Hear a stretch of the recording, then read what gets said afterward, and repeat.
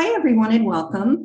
I'm Tammie Cumming, and I'm the Associate Provost for Institutional Effectiveness at Brooklyn College of the City University of New York. And today we're here to talk about diversity, equity, and inclusion from an accreditor's perspective. And I'd like to welcome my co-host, David Miller.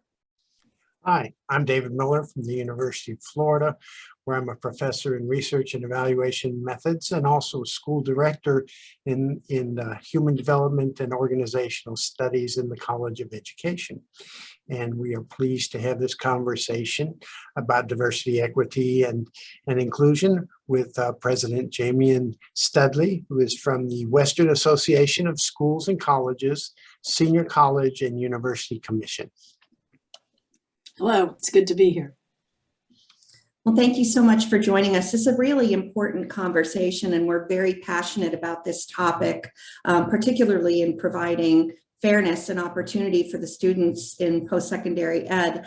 And I know you've been doing a lot of work with your accreditational authority. Can you talk a little bit about the DEI work, diversity, equity, inclusion work that you've been doing and how it's changed in the past several years?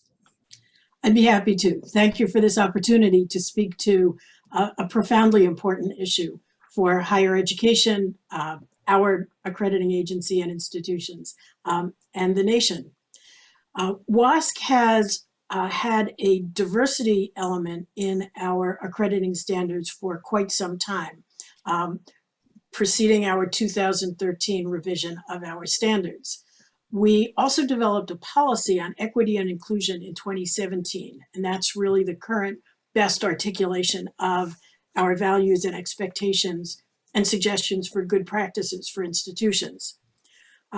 Our commission was moved to make statements on this subject as well in 2020 in light of the murder of George Floyd, and again in 2021 to be able to demonstrate our continued attention to, thoughtfulness about, and concern for being deep but not prescriptive about diversity, equity, and inclusion as a commission. So I encourage people to take a look at those things on our website. We approach diversity, equity, and inclusion the way we do every important issue in accreditation. We set a broad standard and we expect institutions to attend to these issues, but we also recognize the diversity of missions, population, and institutional context as the settings in which institutions will play out their values about those issues. So there's no cookie cutter here.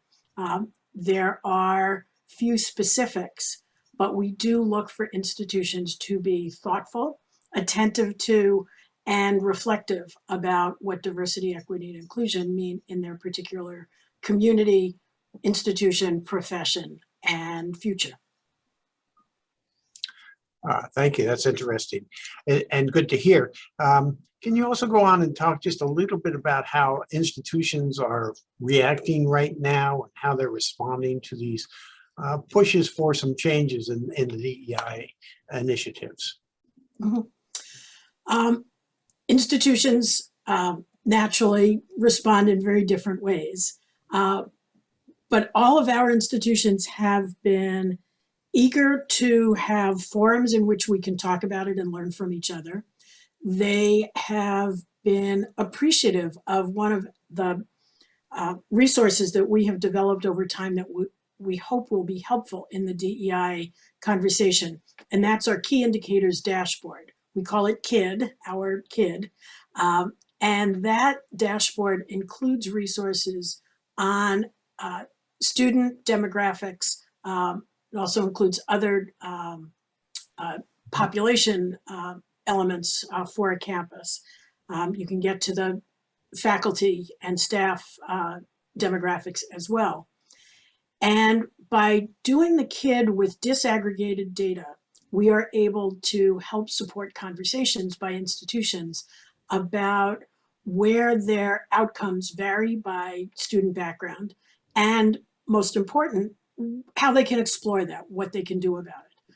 We don't tell them how to react to that, but we do help guide them to see those differences, to use the measures, to think about how they are structuring such things as student services or alignment of academic and student supports in order to generate good results for students. And if they find that there are gaps in student performance by demographic background, to help them go through the activity of interrogating the reasons, looking at what programs are helpful, understanding how they're allocating their resources, their time, their attention, their budget to accomplishing what they have set out to do, and how they do that in a context that is sensitive to diversity, equity, and inclusion.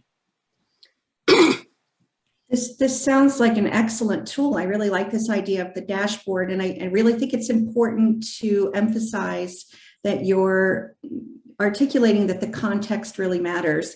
So we've been tracking what's happening with diversity, equity, and inclusion across the nation and with accreditation. And we've seen the change with the Council for Higher Education Accreditation, or CHIA, and they have this new standard. Obviously, you're ahead of the curve in that way. But what we're learning is stimulating these important conversations around the issue to ensure justice, basically, to ensure students are able to have access and complete their college education is so important.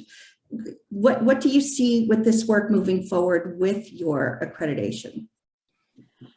We have a number of activities planned, and we do it all in a spirit of humility, understanding that we don't have all the answers.